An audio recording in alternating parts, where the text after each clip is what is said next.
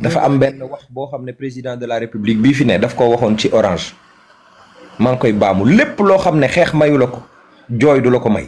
secteur primaire mbay sàmm napp ñetti secteurs yooyu ñoom ñooy li ñuy wax secteur primaire léegi secteur primaire nag boo paree ak commerçant muy yenn mbir yi nga xam ne ñoom ñooy constituer secteur primaire man nag damaa am as tool su ndaw bariwut 7 hectares la njaareem danaa ci bay kanja danaa ci bay basante danaa ci bay kaani ça dépend ci saison bi léeg-léeg bu ko defee ma for ci as tuut mën cee dundal ñenn ñoo xam ne dinaa ci am lu ma ci fortaatu léegi-léegi nag moom xaalis bu jógee ci suuf dafay barkeel dafa am benn jour maa ngi koy seedeel waa Sénégal yëpp ak ñi seetaan Albadri mooy Bachir. waaw war naa ko invité fii sax incha allah. Bachir dafa maa woo téléphone benn jour ne ma Pape Sidi tey dama am envie may la xaalis ma ne ko lan la mu ne ma waxal lan nga bëgg ma may la ma ne ko yónnee ma 2500 wala 3000 mu ne ma maa ngi lay yónnee dara parce que damaa bay sama ñam bi ba noppi jaay ko fi mu nekk nii am naa xaalis ma ne ko yónnee ma 2500 alaaji ma ñaanal la mu yónnee ma 60000 ma ne ko waaye lu may doyee 60000 yi nga ma yónnee yëpp mu ne ma ngir yàlla wa rasulillahi bul génn di ko maye parce que xam nañ lan mooy mbay maanaam boo utee suuf ba noppi di nga ut ay soldats yoo xam ne ñoom ñoo koy topp tostaan ko wëlbati suuf si li ñuy wax labourer la terre nga ut suuf soo xamante ne ni di nga am système d'irrigation yu varié système d'irrigation ciblé maanaam bi nit ki di for arrosoir dem arroser la ko ak système d'irrigation goutte à goutte am na ñoo xam ne ay jet la ñu am machine yooyu yëpp dañ koy jënd nga teg ko ci àll bi denk sa jiwu suuf si multiplier la ko par 100 par 1000 jox la am ay jigéen ñu nekk ci village bi nga nekk ñoom ñooy ñëw wittal leen nga fay leen par semaine 100 000 francs ñu boole ko ci seen keesu association am nu ñu mën a suqalikoo boo amee yenn produits yi nga jox leen ko ñu defal la ko transformation produit céréale local nga jël lii nga indi marché Gueule Tapée comme man nekkaguma baykat bu mag baykat bu ndaw laa mënuguma jaay yenn Auchan yeeg yooyu góorgóorlu di taaba moo tax président de defoo exportation. saay man sama mbay nii. yàlla baax na yàlla baax na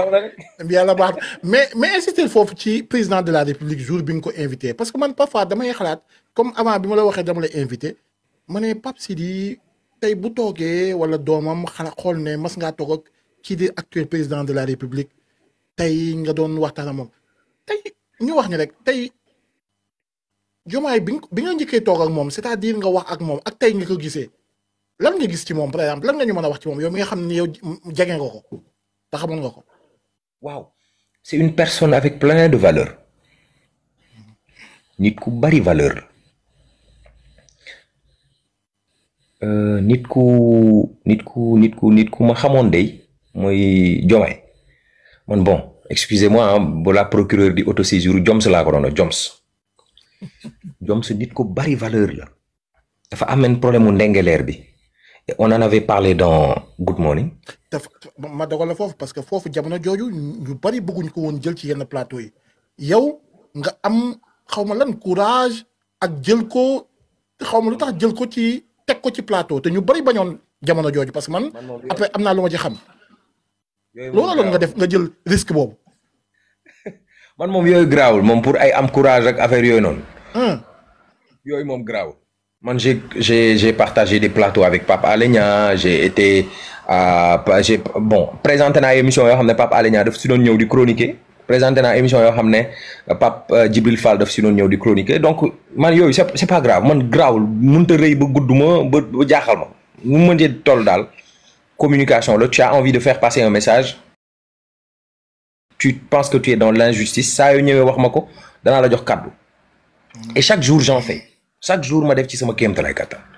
Diomaye Diakhar Faye président de la République bu Sénégal bii tey bi ma xam nit ku am valeur la parce que bi ñuy waxtaan dafa doon ñëw wax juste pour jooyal ñi nga xam ne ñoom la seen loxo jotul seen ginnaaw maanaam ñi nga xam ne seen baat yeggut fenn fi moo ma dimbale ba ma xam ñi ma waroon a jokkool pour mën a defal góor gi Ngalgóor Jon portrait parce que defaral naa pas boobu portrait. Diomaye aussi bi ñu demee par exemple man ak Sonko am na benn photo bu mu posté page Instagram am boo xam ne man ak moom ñoo ci nekk dañu nekk kër Serigne Touba ci jamonoy màggal gi. Sonko génn ci saalu Serigne Bass Abdou Khadre ñu daje ci buntu bi ma nuyu ko ne ko jaajëf waay c'est la première fois may nettali affaire bi nu mu demee ma nuyu ko ne ko jaajëf waay kii kan la Sonko waxal piip ma génne audio yi boobu Mansour Faye moo doon wax naan na wax piip ma génne audio yi bi mu doon wax day sàkk sukk xaw ma ma ñëw ne Sonko waxal piip ma génne audio yi Sonko reetaan ñu déconné après bon il est parti loolu rek lañ jot a wax jour boobu après mu jël ko dugal ko page Facebook am daal ne jàmbaar dëgg la mais nag tooñkat la ba depuis loolu maa ngi koy wax defe la mais xam naa ni booy patrouille nee nañ naa bàyyi di wax Sonko defe mais bàyyeeguma ko suba xam naa dinaa ko waxaat mais bon c'est bi ñu paree man ak Sonko dafa am benn affaire boo xam ne dañ ko waroon a régler beneen problème boo xam ne dañ ci d'accordul man ak moom amoon nañ ci ay désaccord Diomaye ne ma il faut que tu ailles voir le président il faut que yéen ñaar ngeen toog ngeen waxtaan parce que ce point-là t'intéresse et je sens que lui aussi c'est Diomaye qui m'a demandé d'aller voir bi ma dikkee ma fekk fa Fatima Mbeng qui était ma copine sama xarit la. qui était ma bon Fatima bi muy nekk sama xarit boobu nekkagul woon ci Sonko boobu yàgg na c'était super Fatima moom mooy directrice de les pupilles de la nation. Ouais, mais sa xarit la ba léegi. bon sama xarit la ba léegi bon qui était vraiment sama xarit la woon avant ma koy gis ci jour boobu noonu Sonko man ak Sonko ñu ngi dugg ci bureau am defe naa ay booru 18h 17h di xuloo ba 23h Fatima moo dugg génne ñu dafa dugg ne yow yéen pareegu leen ñu ne ko nii waaw may ñu tuuti ñun ñaar ñëpp ñoo ko waxandoo parce que le débat était tellement passionnant ci ay affaires yu bëri lañ doon waxtaan ci intégration africaine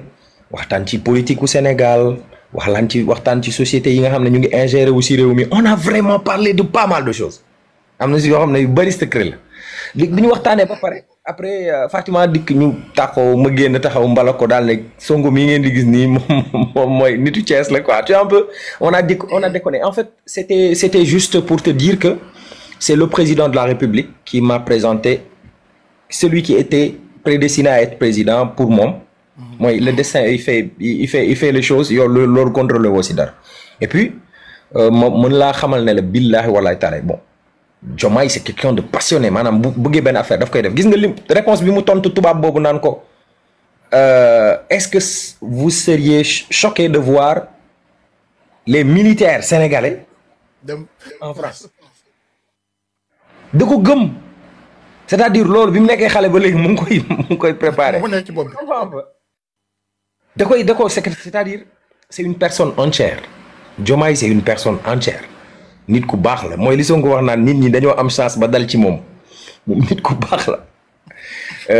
bon loolu moo nekkoon suñu petite anecdote de suñu tournage mais bon sama xarit la woon président de la République bi tey bi mais bis bi mu nekkee président ci lañ ko indil ay président Mali président Mauritanie président Guinée président Gambie yeneen président yi daal ne ko léegi yow ñii ñooy say xarit ay Pape Sidi ay Buuju Manuel bàyyi leen fële moo tax xam naa su ma waxoon président dafa kii daf may woo kii procureur daf may woo moo tax waxuma président def après quoi. mais Pape Sidi am na benn vidéo bu ma seetaan xaw ma ndax loolu faju na wala déet wàllu visa yi. fajuwul ba tey la wàllu gën a ay dafa gën a pire. déet waay.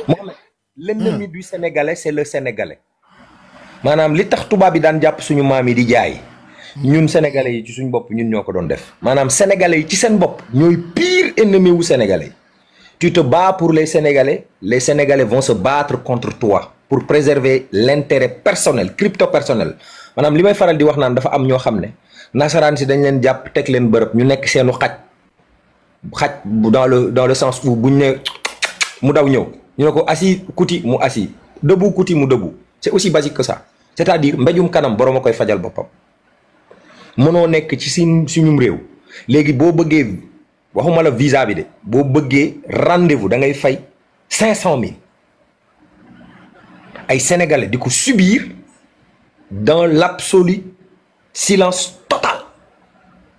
kenn du wax boo waxoon tey nga génn ne waaw visa yi waaw yéen a leen soxla dimbale leen ñu yéen a bëgg a dem seen dëkk naa nga ay sénégalais say mbokki bopp ñi nga xam ne yaa ngi wax pour ñoom ñu am jàmm yaa ngi wax ñoom pour ñoom nga xeexal leen benn affaire ñooy jug di la saaga di la xeex naan may leen ñu jàmm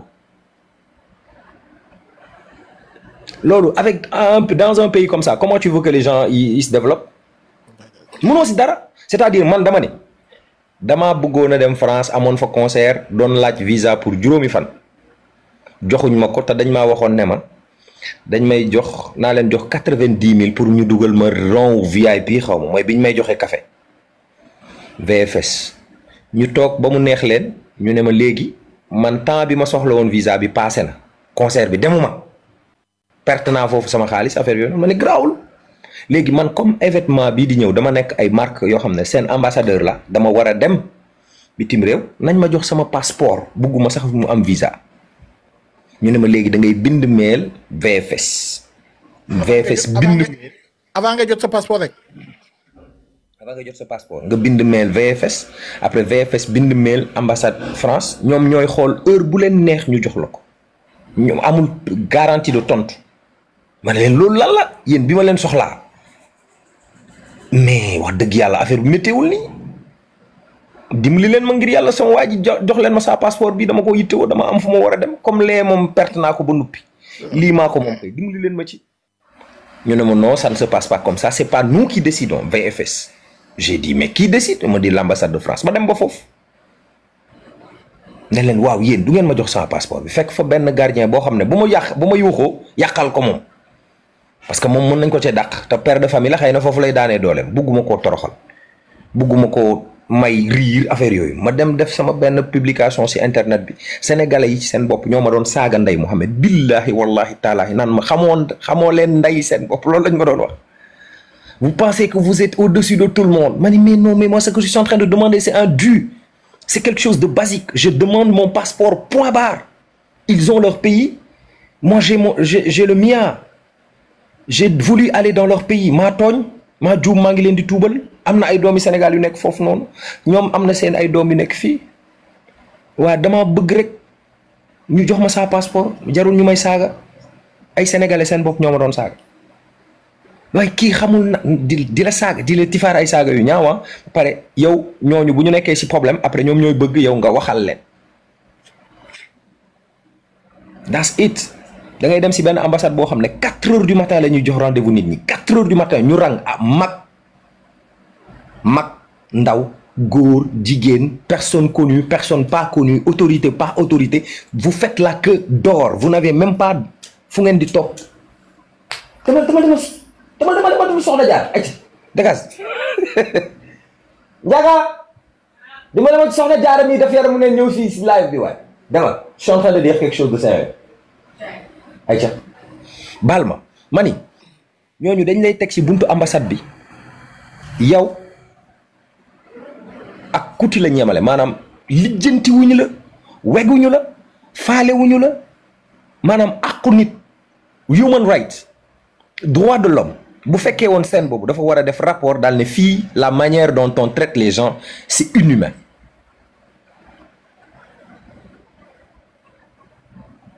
man ngaa nekk cim réew yittewoo réew sàngam ne réew moomu lan la ñuy laaj ci régal nga ni régal bi nangam la nga ni naa jéem a def régal nangam boobu pour dem ci réew moomu boo dikkee ci réew moomu pour jéem a def régal bi waa sa waa réew ci sa bopp ñoom ñooy ànd di la toroxal boo defoon waa Sénégal yépp ci cin di leen baxal jarul ngay tëj cin la ku nar a yéeg pour rëcc waa Sénégal lay wàcce waat li ma la waxoon yaa ngi koy dégg bu baax non. maa ngi koy dégg bu baax a baax. et c'est aussi basique que ça. ambassades yi seen bang gi ñu nekkee suñ kaw ñun la. dafa am benn wax boo xam ne président de la république bii fi ne daf ko waxoon ci Orange. maa ngi koy baamu lépp loo xam ne xeex mayu la ko jooy du la ko may. léegi nag le jour où les gens se réveilleront pour comprendre que la majeure partie de ce que nous vivons c'est de l'injustice et qu'il faut le battre de manière ferme et sans complaisance bis boobaa dinañ am gain de cause yu bari. mais bu fekkee nit ñi buñ jugee ne yow Mouhamed tey boo fa jugoon tey wax ne xaw ma nangam visa yi ni muy demee dafa cher nangam sénégalais yi léegi xoolal man bi may wax xam nga lan laa doon wax pour ñu delloo ma sama visa léegi xam nga lan la ñuy def non seulement dañuy téye sa visa mais pour nga am rendez-vous dañuy créer manque ci seen plateforme yépp foo war a fay 13000 léegi dañ la koy yóbbu di la fayeeku 500 000 francs CFA pour nga am rendez-vous te rendez-vous bi bokkul dara ak ndax dinañ la may visa wala duñ la may mën nañ koo xool ba mu yàgg daal ne non leeruñu delloo la sa bagage ma génn kaas waa ambassade woo ma ne ma kaay jël sa passeport ma ñëw fekk ñu defal ma ci visa ñaari at mais demuma parce que aw ma yitte ci ñaari at yooyu noonu maanaam li ma doon yóbbu man juróomi fan rek laa soxla woon pour bis bi ma xam ne moom laay yegg Charles de Gaulle wala Roissy jour bi nga xam ne ci lay waajal concert bi jour concert bi buñ concerté ci suba sa bu ànd ak dogalu yàlla ma jëlaat roppalaan ñibbisi ndax man mënumaa yàgg fenn damaa yeew gaynde fii loolu rek laa ko doon doyee ci dëkk bu ma mënti demee du ma fa mën a yàgg. mais mu fa yàggee sama gars yi ñoo fekk dóor ma njaga tëjal ma bunt bi waaye. mais da nga ne ñaan nga visa mayuñ la nga bëggoon sa passeport kaas ñu dog la koo may ba pare def la 2 ans te demoo ndax bëggoo dem. ah amoo foon yitte de. amoo foon yitte. visa kenjeng bi lañ ma mayoon xaw ma sengeng xaw ma senjeñ am na buñ ma may daal boo xam ne mooy mun naa dugg ci réew yi bokk ci espace sengeng bi yëpp. waaye dew ma parce que nan laa ko mën tuddatee maanaam foofu defuma fa dara damay liggéey man damay xëy liggéey dama yor am naa si as ñaari bërëb yoo xam ne maa ngi fa yor ay doomu aadama yuy liggéey maa ngi yor liggéeyu jàmbur maa ngi góorgóorlu ci samay liggéey par exemple bu ma 2S mayoon tey congé 1 mois mën nga ko bañ a yëg ndax maa ngi nekk ci yeneen liggéey yoo xam ne bu ci nekk dafa am lu ma ca war mënu ma fay nekk nag dajale loolu yëpp teg ko fi di dem foo xam ne defuma fa dara góorgóorlu ci li ma yor ko Pape Sidi ñaari mbir moo ñu desee mais benn bi mooy conseil ci yi ma lay laaj yeneen yi mooy question yi nga xam ne nii dañ ko recensé ci nit ñi waa mooy gars yi li ñu lay laaj ma laaj la ko rek nga xam kenn ki nee na quelle est la relation avec la famille de Thierno Kandji Imam Assane Cissé et celle de Limamou Laye Cambérène. Question bu très très importante maa ngi juddoo kër koñ bu ñuy wax kër Cheikh Ibra Fall man njaareem la nekk mooy kër Cheikh Ibra Fall ñi ko xam dëgg naan màkka looy man maa ngi dalee alxuraan ci njabootuk Seydi Hadj Malick ñu koy wax daaray Baye Thierno Kandji ñoo ma dalal alxuraan man maa ngi jàngee ab yar fu ñuy wax Medina Cheikh Ibrahim maanaam Medina Baye laaj dalee alxuraan bi ma dikkee Ndakaaru maa ngi nekk ci loxol Seydina Limaamu Laay ndax maa ngi dëkk fii ci Jàmmalaay Yoff tu comprends un peu dégg nga li ma la wax yëpp juddoo ci Cheikh Ibra yaroo ci Seydi Hadj Malick màggee ci keppaaru Baye Niass ñu dénk la Seydina Limaamu man mënumaa xeeb kenn mënumaa boddi kenn parce que ku ci nekk da nga am sa waar woo xam ne bay nga ko ci man parce que boo amut ab yar aussi boo juddu doo amub yar boo jàngut doo xam boo nangam du dafa mel ne noonu damaa mel ne loolu moom dafa kii quoi dafa maa neex quoi. loolu dafa grave. kii nee na pourquoi il a participé neen lu tax nga participer ci clipu Jaamaan mooy Bamba Lappé ak sa relation ak Jaamaan ak Birahim Express. waaw ñooñu samay xarit lañ. ñoo màggandoo njaareem ñoo yarandoo ñooñu samay xarit lañ ñooñu moom wax dëgg yàlla dafa mel ne nga fekk ma man ay samay copains ñoo ànd nga ne noonu lan mooy suñu relation c'est des relations amicales li taxoon ma participer ci clip boobu noonu mooy clipu Jaamaan boobu c'était la première fois ñu def son boo xam ne dañ koy def balaa màggal gi di yegg si son bi mel ne xasida la